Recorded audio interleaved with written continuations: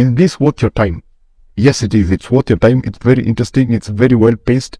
It's beautiful. The soundtrack is interesting. The costume design is not bad. The general look and feel of the movie is awesome. Christoph Waltz is also awesome. He does something very different about this particular movie, which was able to stretch his skills. So yeah, that works. Number 3, would you pay to see it in the cinemas? No, this is a streaming movie. It feels like a streaming movie. If it was coming out in the 90s and 80s, it would be straight to DVD. But that doesn't mean that it's bad. It's actually very, very much enjoyable. Actually, when you think about it, this feels like the 90s Disney straight to TV movie. If you have ever seen any John Wick movie, let's throw away the action. Let's look at the one. The one is very interesting, very stylish. You actually cannot place that world in a particular period because they mix so many things. They go from the 40s to old school radios to modern to, they just mix everything so well that it has its own identity. This is what the Portrait Doll did. This particular movie did actually that. It feels like a Harry Potter movie, but placed in that John Wick universe. And then just throw in a bit of Jumper. If you've seen Jumper, you'll understand some things that they were able to do. They were also able to do it in this film, and it's actually a big part of the story. So yeah, is this movie worth your time? Most definitely. Why is it worth? It has a very interesting premise. It has a very interesting story because there's an interesting father-son story going on behind everything else. But apart from that, they tackle something that we all deal with every day. Fate. You call it fate. You meet someone and you go like, oh my goodness, I did not expect that to happen. This must have been fate. They do something very interesting with that in this particular one. So this secret organization has an interesting, the directors were able to capture it so well using design and cinematography. There's a lot of symmetrical setting in this film. There's a lot of stylish interior design in this particular movie. The style of the individuals feels like something from the 40s that just happened to land in the modern world. Now, this is all happening in a small space, but everything else is modern. Now, the only thing that I had a problem with this movie is that they did not give us a scope of the building or give us an understanding of how large or small the building was, because they were only focusing on the street and the entrance of just around the entrance and the streets of the building. So you didn't get that camera moves back and you see the building in relation to everything else. They also did that with a park, whereby you couldn't tell how far a character was from the other in a park. It did not feel like a park. It felt like a set. Let me just put it that way. Apart from that, most things happen within that particular building. A lot of things happen within that particular building. Yes, they have a jumper moment whereby they're able to, but a lot of things happened within that particular building, and the characters within that particular building and what they were saying and what they were doing is what made it interesting. Because when you actually think about it, there was a lot of going in, coming out, that if it wasn't for the character and what they were thinking and the kind of people that they were, it would be a very boring movie. You'd get tired of watching them go through the same door, come in, go through the same door, come in. Now, apart from that, let's look at the characters. The characters are, Christoph Waltz nails it because he does an interesting character. Do not watch the trailers. Just go in fresh. You'll have a better time if you go in fresh. If you don't know what's happening, you'll actually have a fantastic time with this particular movie.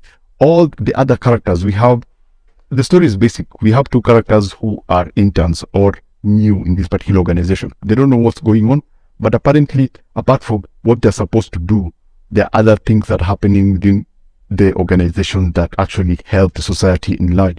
So as the movie goes on, they discover them and they discover other things happening behind the scene that now elevates them. But at its core, it's about wizardry, magic. It's about these people with special abilities. But then there are other things that are going on in the basement that as we go on, we discover them. I don't want to spoil it for you because I went in fresh. I did not see any poster. I did not see any trailer. So when I went in, I had a fantastic time. And I also want you to have a fantastic time. So let's just say that you have interns, they're brought in, they don't know what's going on. And if they continue, they discover what's going on, and then they discover that there's something else that was going on below everything else. Neill is in the film, Christoph Waltz is in the film, We have very two interesting leads that are very annoying at the beginning of the film, but then become very interesting. After the second act, they become very, very interesting characters because now their motivation has been fleshed out. You can understand where they're coming from. You can understand where they're going. Now, the only problem I had with this film was that, apart from the, what I was talking about, them not, yes, they would give us all these skylines and all these beautiful pictures of London, but they did not actually step away from the building to give us a scope of how big the building is or how big a park is. They will just focus on this particular street, entrance, and the whole area around the entrance, but not like the building. So you can't have that geographical understanding of how the building sits in London. Yes, this is a movie. This is a British movie. It's by Sky Originals, so it's purely British. The accent is strong. Christopher Waltz does a poor job delivering that English accent. He's still Christopher Waltz, but generally there's a lot of that accent that goes on, which again just keeps reminding you it's London, and the buses are also there.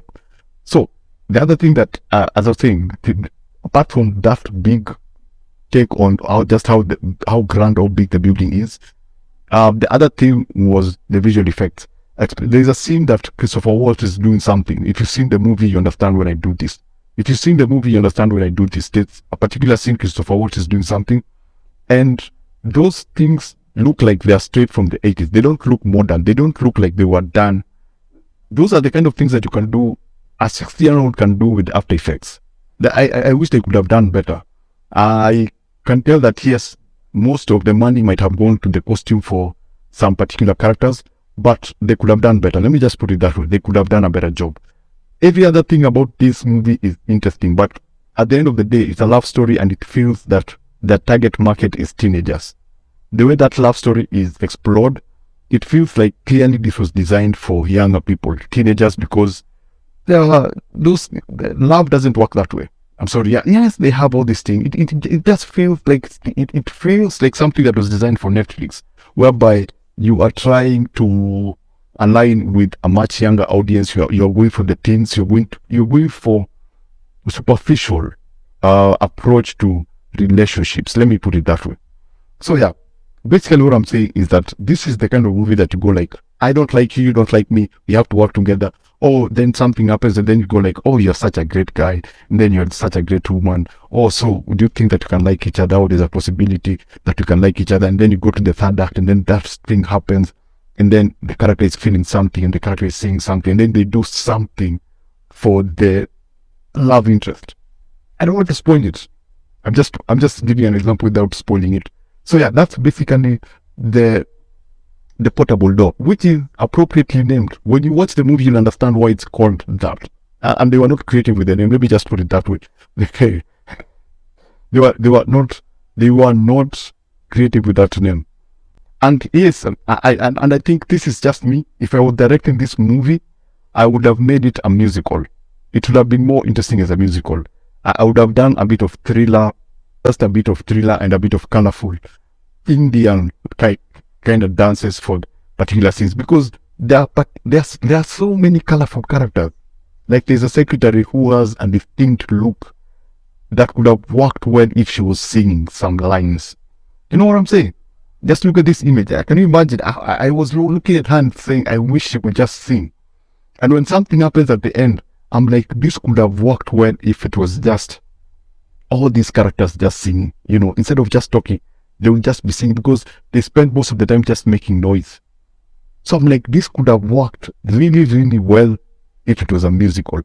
And there are also other things that happen in the second and the end of the first act with some of the characters, especially after a certain flashback. And you're like, oh my goodness, this again could have worked, because it gives like a semi monologue that could have worked well as a song, like a dark grey song.